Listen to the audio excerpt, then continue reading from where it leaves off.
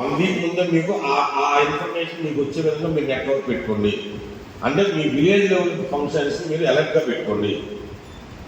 రెగ్యులర్గా మీ village level ఫంక్షన్స్తో మీరు review చేసుకోండి. ఎక్కడ ఏ విధంగా జరుగుతుంది, ఎలా జరుగుతుంది, ఏ విధంగా ఉంది, ఎన్ని అవసరాలు ఓఆర్ఎస్ ఫుల్ఫిల్ చేస్తా లేదా రెగ్యులర్ చేస్తా లేదా ఇంటికి మాత్రం మీరు పర్సూ చేసుకోవాల్సిందే. మున్సిపాలిటీస్లో రెగ్యులర్గా పర్సూ చేసుకుంటే రెగ్యులర్గా ఒక 10 నిమిషాలు బాగుంటాం మీరు ఎంపీఓస్ మున్సిపల్ కమిషనర్స్ ఈ పని మీద మీరు పెట్టుకోండి. మీ డైలీ షెడ్యూల్లో ఒక 10 నిమిషాలు ఈ డైలీ ఒక 10 నుండి 15 నిమిషాలు ఈ సబ్జెక్ట్ మీద డైలీ షెడ్యూల్ కేటాయించుకుని రెగ్యులర్గా రివ్యూ చేసుకోండి. ఎక్కడ కూడా అటువంటి యాడ్వర్స్ కామెంట్స్ రావడానికి వీల్లేదు. ఆల్రెడీ నేను చెప్పాను, కావాలన్నా సరే నేను ఇస్తాను, నాకు ఎటువంటి అభ్యంతరం లేదు. మీరు మండల పరిషత్లో లేదా జిల్లా పరిషత్లో ఈ టైప్ ఆఫ్ న్యూస్ అనేది మాత్రం యాడ్వర్స్ వాయిస్ అనేది మాత్రం రావడానికి వీల్లేదు. అలాగే అట్ ది సేమ్ టైం కొన్ని మండలాల్లో ఈ ఇరికా మీటూరు మండలాల్లో ముందే ఒకసారి మీరు ప్లాన్ చేసుకోండి. దానికి కావాల్సిన ఏర్పాటు ముందే మీరు చూసుకోండి. రెండోది, ఇక పైప్ లైన్లు ఇది కాకుండా ట్రాన్స్పోర్టేషన్ ఏమన్నా మీకు కావాలా, ట్రాన్స్పోర్టేషన్ చేయవలసిన అవసరం కూడా రాదు. ట్రాన్స్పోర్టేషన్ డౌట్ డిక్లేర్ మండలాలు ఆ మండలాలు ఆ జిల్లాలోనే మనకి ట్రాన్స్పోర్టేషన్ అనేది సాధారణ ప్రిఫర్ చేస్తారు. జరిగింది. నేను 15 రోజుల క్రితం చేసినప్పుడు మండలాల్లో ఇంతమంది మెడికల్ సంబంధించిన స్టాఫ్ అయితే లేరు నాకు తెలిసి. 15 డేస్ బ్యాక్ చేసిన మీ అందరికీ ఒకసారి ఆలోచించుకోండి. 15 డేస్ బ్యాక్ మీ మండలంలో ఎంతమంది స్టాఫ్ లేరు. ఎలా ఉంటే బెస్ట్ అనేది లేదా ఆశాలు ఏమిటప్పుడు అక్కడ లోకల్ పబ్లిక్ కి ఎక్స్ప్లెయిన్ చేయగలిగిన పరిస్థితి రావాలి. అది కానీ చేయగలిగితే మనం ఈ అవుట్ బ్రేక్ అనే పదం ఇక జిల్లాలో వినపడడానికి వీల్లేదు.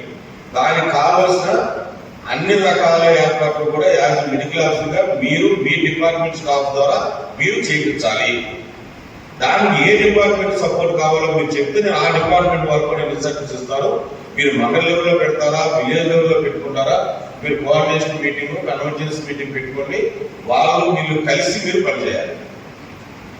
ఇది ఒకటి. గత 3 మీటింగ్లో కూడా నేను చెప్పడం జరిగింది. రిపోర్టింగ్ కరెక్ట్గా లేదు.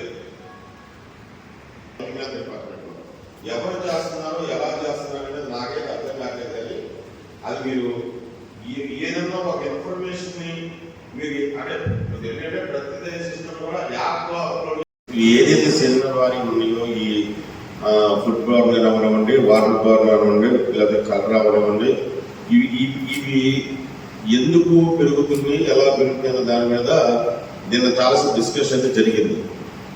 సిఎస్ గారి సమక్షంలో మొత్తం అన్ని జిల్లా కలెక్టర్తో డిస్కషన్ అయితే జరిగింది. ఇప్పుడు నేను మన వరకు వచ్చినప్పటికి ఏంటంటే సహజంగా మన జిల్లాలో ఉన్న పరిస్థితులు చేసుకుని మలేరియా ఒకటి కొంత అవకాశం ఉంది. కొన్ని మండలాలు మ్యాక్సిమం 2-3 మండలాలు జామి, వేపాడ, ఎస్కోట ఈ 3-4 మండలాల్లోనే మనకు ఎక్కువ అవకాశం ఉంటుంది. ఈ మేజర్గా ఈ ఫుడ్ వాటర్ అవుట్ బ్రేక్ సంబంధించి నాకు తెలిసి అయితే మరి గతంలో అయితే ఏం లేదు. లాస్ట్ పేజ్ గలరు 2024 3 కేసులు వచ్చినాయి. అవి ఏంటవి, దేనికి సంబంధించినవి? అవి మెడికల్ ఆఫీసర్స్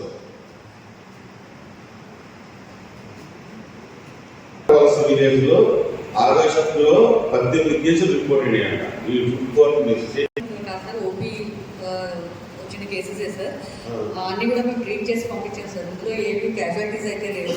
అందులో ఒక్క కేసు ఎందుకు రిపోర్ట్ అవుతుంది సార్, అది ఫుడ్ పాయిజనింగ్ సార్. ముందు రోజు వాళ్ళు కొంచెం డైట్లో ఆల్మోస్ట్ పిహెచ్సిలోనే ట్రీట్ చేసి పంపించడం జరిగింది సార్. ఇక తర్వాత మళ్ళీ there is no outbreak or Lakshmipuram October వచ్చిన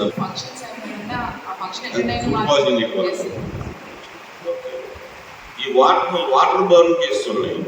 పోస్ట్ మార్టం రికార్డ్ ఫంక్షన్ ఆ ఫుడ్ కంట్రోల్ తీసుకుంది.